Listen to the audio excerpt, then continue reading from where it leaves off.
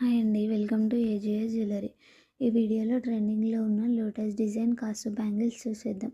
ఈ డిజైన్ నేను one cut bangle పైన చేస్తున్నాను. థ్రెడ్ ర్యాపింగ్ చేసుకున్న తర్వాత ఇలా ఫ్యాబ్రిక్ గ్లూ యూస్ చేసి కాసులను స్టిక్ చేసుకోవాలి.